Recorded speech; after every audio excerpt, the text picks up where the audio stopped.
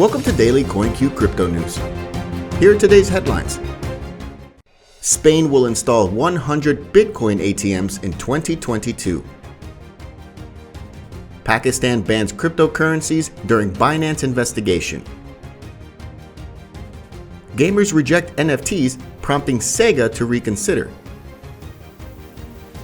Jerome Powell lowers his voice on stablecoin regulation, says coexistence with the Fed's CBDC. Many small businesses look at crypto payments as a natural evolution in 2022. Now let's dive into the details. Spain will install 100 Bitcoin ATMs in 2022. Bitnovo, one of the most popular Spanish Bitcoin payment systems, has teamed up with Eurocoin, Europe's biggest supplier of electrical components, to build 100 cryptocurrency ATMs in Spain by 2022. When it comes to the number of Bitcoin ATMs, Spain leads the way in Europe.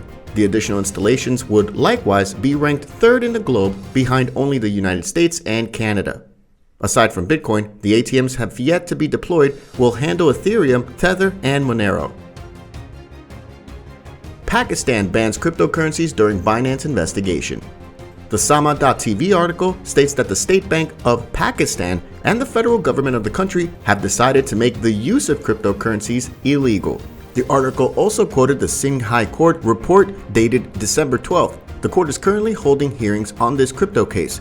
Now, the country's central bank has asked the court to ban both cryptocurrencies and to punish the crypto exchanges operating in the region.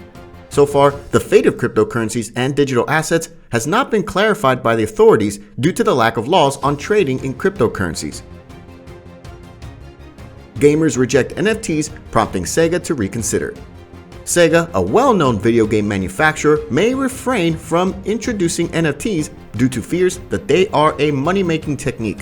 Although some consider gaming NFTs as an excellent use case for blockchain and cryptocurrency, gamers are beginning to doubt the motivation behind their widespread adoption. Skepticism about NFTs is nothing new, as seen by the response to the price of in-demand NFT artwork.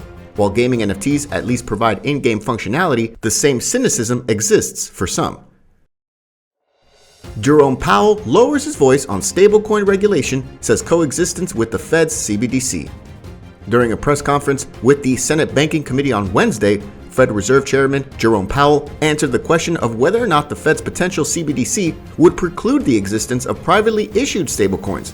No, not at all, Powell clarified. It would make more sense to coexist stablecoins and compete with the Fed's digital dollars.